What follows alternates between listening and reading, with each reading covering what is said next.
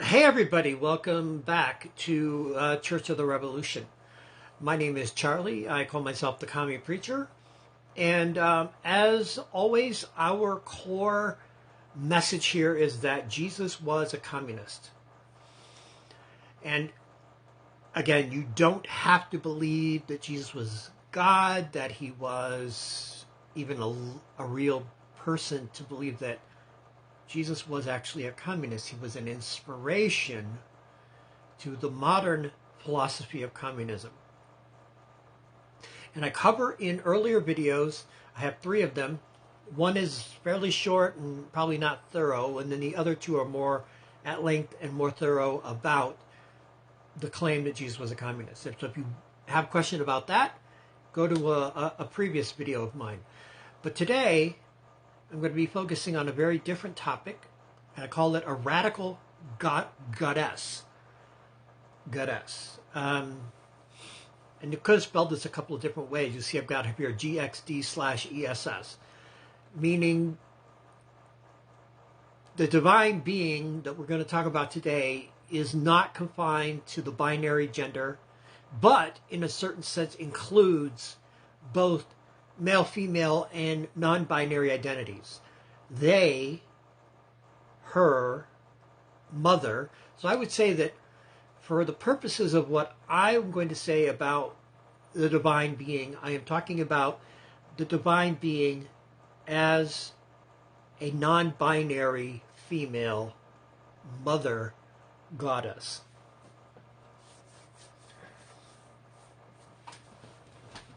So let's begin. What if you're an atheist? What do you say? I don't believe in God at all. That's fine. I mean something different by goddess than Orthodox Christianity, Islam, or Judaism mean by their word God. What they mean by God is an infinite, omnipotent, omniscient, and omnibenevolent, omni-good, all good God. An all good, all powerful, all knowing, all loving, all merciful God. That's what they say. But in practice, most religions reproduce ancient patriarchy and also reproduce relationships of hierarchy, particularly economic, God of the rich versus God of the poor. The idea that, well, if God is in control, then why are there rich people running the world? Because if God was in control, the poor would be running the world. And that is the belief of liberation theology. But if you're an atheist, you have a hard time believing in God language at all, that you see the universe as purely driven by physical forces and laws.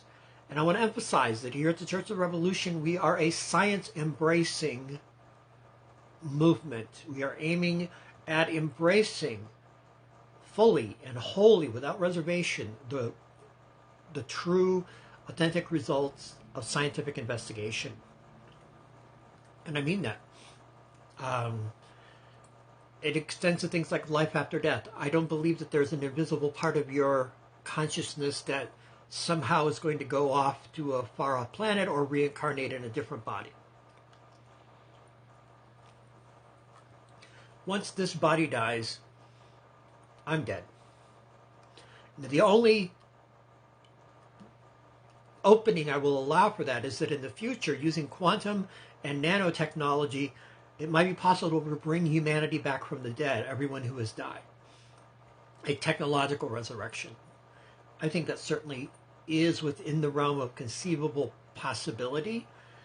And assuming that we do overthrow capitalism and eliminate the restrictions that capitalism puts on technology and science, as well as making it ecological and eco-friendly and eco-socialist technology, that we can come up with a way to bring people back from the dead without overpopulating the planet, for example.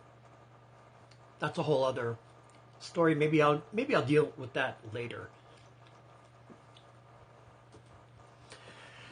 But basically, the reason I sort of start with, I don't believe in that I have a mind a consciousness, a soul that's going to escape my body when I die, and I don't believe anybody does. I'm not here to talk about reincarnation. I could talk about reincarnation because there are other understandings of reincarnation that are not about a non-physical part of your soul migrating into a new body. But we won't deal with that for now because that's a reincarnation.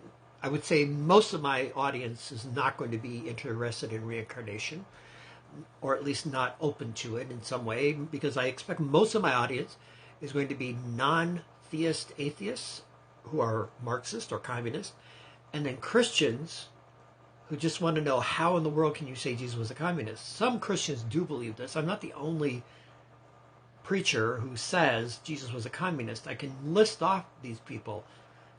Friedrich Engels said the early Christians were communist. Rosa Luxemburg says the early Christians were communist. Karl Kautsky, who was considered by the Second International, Karl Kautsky was considered the Pope of Marxism. He was considered the person to advance Marxism as a philosophy prior to Lenin. Kautsky said that the early Christians were communists. So, what do we do with that? It is a recurring theme in Marxist thought, including people like Eugene Debs in the United States, who believe that Jesus was a communist. And in fact, there have been many Christians, which I explained in my earlier video, the idea that Jesus was a communist was also held by earlier Christians, by Etienne Cabet, by Wilhelm Wittling, also by the British radical Gerard Winstanley. Gerard Winstanley held that Jesus was an egalitarian communalist. He said the earth was intended by God to be a common treasury, not private property. So I expect that my audience is going to have people who hold to some kind of Christian understanding of God. I should not move I should be very careful, because if I move my fingers, I get that halo.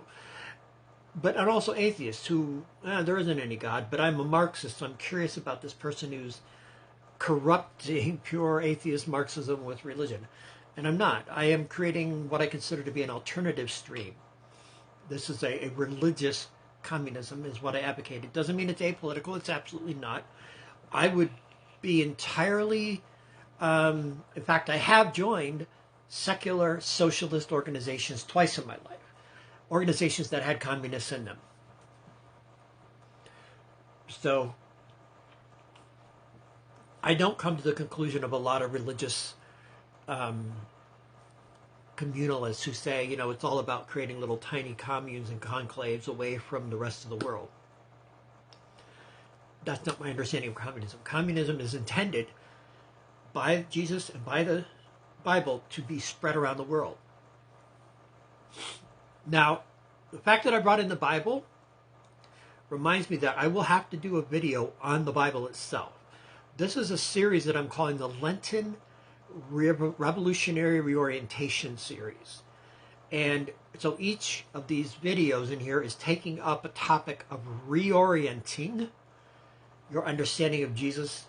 And here, this is what we're trying to re-understand who Jesus thought goddess was. Jesus never used the term goddess. Jesus used one term to refer to God, and that was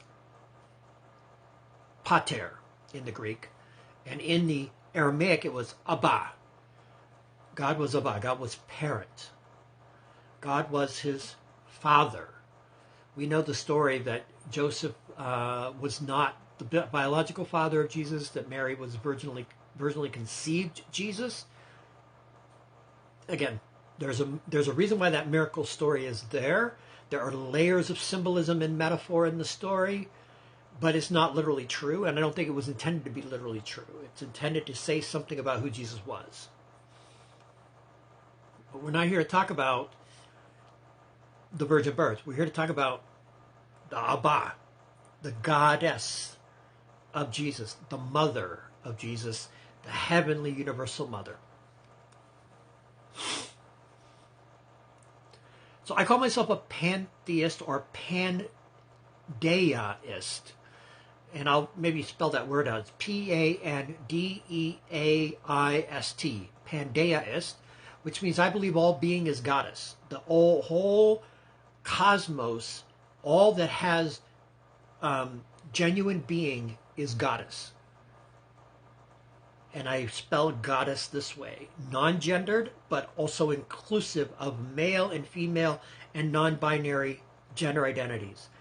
Goddess, they are non-binary, but I like to say she and they. And the reason I like to say she is because it messes with the way these patriarchal religionists understand God as father. And it's a strict disciplinarian father. It's not a loving, kind father, which is how Jesus used the term my Abba. Why didn't Jesus call God mother? There are biblical texts that refer to God feminine, in feminine terms. And actually the first one, grabbing my Bible here, folks, we're going to talk about the Bible. In Genesis chapter 1, I'm going to read this passage. In the beginning, God has created the heavens and the earth, but the earth was emptiness, and darkness came over the depths, and the spirit of Goddess was brooding over the surface of the waters. The Spirit of God was brooding, which is literally the word hovering, as a hen sits on her eggs, brooding, hovering, sitting on. So Goddess, the Spirit of Goddess, the mother of the cosmos, was brooding over the surface of the water. I take this symbolically, metaphorically, existentially, relationally, but not literally. I don't believe. Because to me, again, the cosmos itself is divine in my theology. And so, Goddess, mother, our cosmic mother, our multiversal mother. I also believe in the multiverse theory. It's a natural conclusion of the inflation theory of the Big Bang. There's this period of inflation, but that assumes that there was a condition before the Big Bang that set inflation in motion within the Big Bang. I don't understand the theoretical reason why, but the inflation theory leads to the conclusion that there was actually an inflationary source, a source of inflation that was outside of the singularity itself. And I have a reason why I think that's true, but I'm not a physicist, so I can't explain it in physical terms. I can explain it through analogies and stuff, but let's not go there. What I want to say is that I believe in the multiverse, so I believe this Goddess is, in fact, the multiverse that is giving birth to universes all the time. Our universe is simply one of the infinite number of universes that Goddess has created. Does Goddess care for us? Does Goddess love us? Because that's what some people need a God for. They need a God to love them. I would say you exist, I exist. We're able to watch this video. The physical forces of the universe that brought you into being, you are literally a child of stardust. The generosity of the cosmos brought you into being. Your existence is, in the sense, a miracle. Not in the sense of breaking divine law, or physical law, cosmic physical law.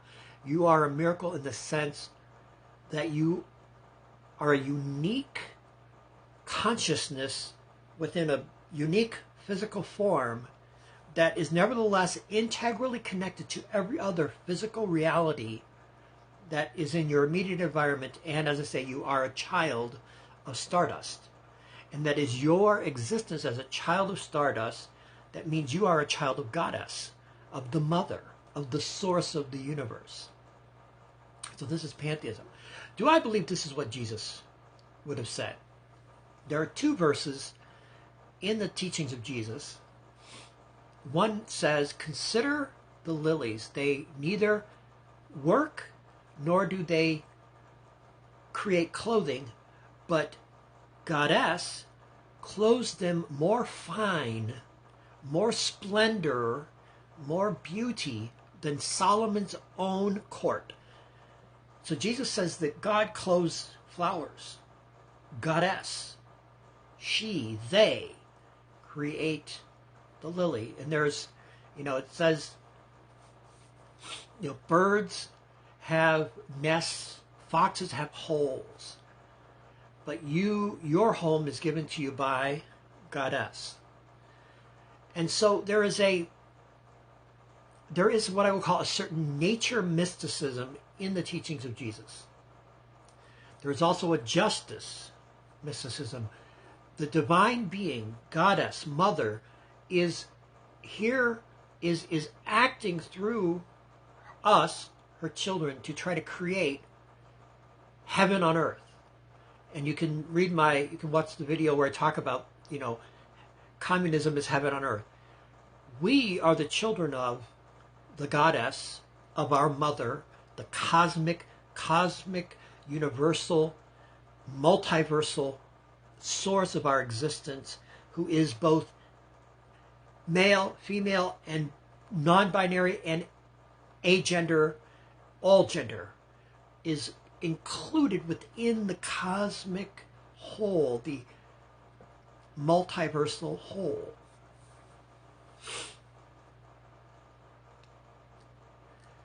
Now you can say, I don't need any of it. This is just sexed up atheism, as Richard Dawkins called the pantheists. I don't know what he has against sex, but I need a drink. Yeah, I don't know why he would say sexed up atheism is not a good thing. I think sexed up atheism is great. Because what sexed up atheism really means to me is that it is an emotional aesthetic, it's a relational love for the cosmos. And every scientist I've ever known, this goes all the way back to Einstein. I was reading an essay about Einstein earlier. Actually, it was in a book on pantheism and talked about Einstein's pantheism. And Einstein's pantheism was very much, he didn't believe that the cosmos cared about individual human beings, but that the divine order that he saw through his theory of relativity, through his cosmological investigations, led him to believe in a sort of harmony and wonder of the cosmos. Now, I take it just a step further than Einstein, and I say the cosmos is generous and creative and has produced human beings.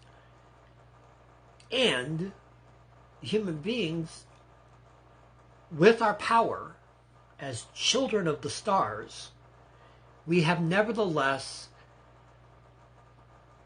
had an ongoing struggle over eons against the systems of domination, what I call the death systems. The death systems that rule humanity, capitalism, oligarchy, and so on. And these systems have their roots, these modern systems have their roots in very ancient systems of domination and wealth exploitation and political exploitation and political tyranny. So humanity, despite our divine origins as children of stardust, the goddess doesn't control everything that emerges from her creativity. It's not like the biblical God who listens to every little sin. I shouldn't say the biblical God, because actually I think the biblical God is often misunderstood on this point. Fundamentalism and other kinds of shame-based religion like to tell you God can hear your thoughts. Goddess cannot hear your thoughts. Doesn't know when you've sinned. And I can even prove that this is what the biblical vision of God is, because remember if you've heard the story of Adam and Eve in the Garden of Eden, Adam and Eve had just, well, Eve agreed with the serpent that this food looked, this tree of the knowledge of good and evil looked really tasty. Adam was listening to the serpent talking to Eve. Eve took the fruit and gave it to Adam. She had some fruit, they had some fruit. And after they ate the fruit, and again, this was Adam and Eve co-equal. It wasn't Eve deceiving Adam. That's a false theology. That when Adam and Eve ate the fruit, they were ashamed of their bodies. They tried to put on clothing. They tried to make clothing out of trees and out of leaves. They were ashamed of their bodies. That was the first thing that... Anyway, it's a very interesting story. I will probably dig into it when I get into what the ecological... eco-socialism and what that should look like within the revolution that we need today, the Eightfold Revolution. I will get into the story of the Garden of Eden as well as the creation story of Genesis 1, because there's actually two creation stories. You should know that. There's Genesis 1, and then there's Genesis 2, 3, and so on. They're two different stories. They don't actually go together. They were sort of put together by a compiler, but they're two different stories. But in the Garden of Eden story, God comes into the garden in the cool of the day and is walking through the garden. That's what it says. And Adam and Eve hid, and God said, "Where are you? Why are you hiding from me?" And they said, "Well, we were ashamed because we're naked." And he said, "Well, how did you know you're naked? Did you eat of my tree?" So God, in this story of Garden of Eden, didn't know everything. Now, later Christian Orthodoxy would say, no, God actually did know. He just, he just was trying to, he was trying to convince Adam and Eve to confess their sin. He did know. But he walked in the cool of the day. God rested in Genesis 1. And in Genesis 2, God walks in the cool of the day and doesn't know, or at least acts as if God doesn't know that Adam and Eve have just eaten of the forbidden tree. God doesn't know everything. And I think there's reason to bear that out, that in other parts of the biblical text, God is not all-powerful. God is not omniscient. And so, the mother goddess that I am trying to propose here, I'm not saying this is a biblical goddess. I am arguing that the Bible gives us multiple pictures of God, and it primarily presents them in male form, masculine identity, but not entirely. At times, God is described as an eagle who will carry her young on her back. God is a mother eagle.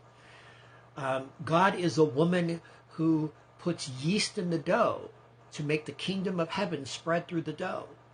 That's a baker. God is a baker woman. So feminine images of God are not absent from the Bible. They're simply the minority. They're simply here and there. And all I'm saying is, let's put those images at the center. Let's call God mother. Let's call her goddess. And let's emphasize the non-gender, the non-binary femininity of God and the creative love of God. I believe that Jesus would approve, but I can't prove that. Can't prove that, Jesus may have said, no, God's male. I saw his penis. No. Jesus is never going to say he saw his father's penis. And that right there, that shows what's wrong with the idea that God must be a father and can't be a mother. What is a penis to an infinite being?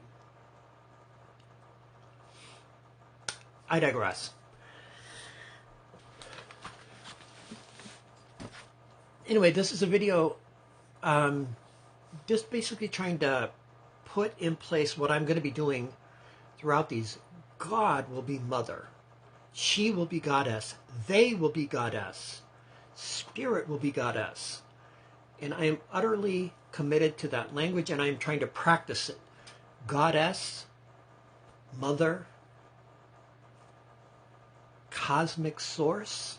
I am trying to practice myself because I'm still getting used to this language. Because I went through a very long period of time where I didn't believe in God at all. And I could go into how that changed for me. Maybe I will if there's people want to know, well, how did you go from not believing in God to pantheism? Because those don't seem like a straight line. And I'll explain, I can explain that. But this video is already kind of getting close to my 30-minute limit, so I'm going to end it here. But please, click subscribe, click the notifications bell, go to my Patreon page and become a supporter of the Church of the Revolution of the Commie Preacher. I hope you've enjoyed this video. Hope it's giving you something to think about, and practice calling God Mother and Goddess, because that's part of transforming the culture of the patriarchal religious global phenomenon of patriarchal religion, calling Goddess Mother and challenging this male-centric cosmology. We don't need it.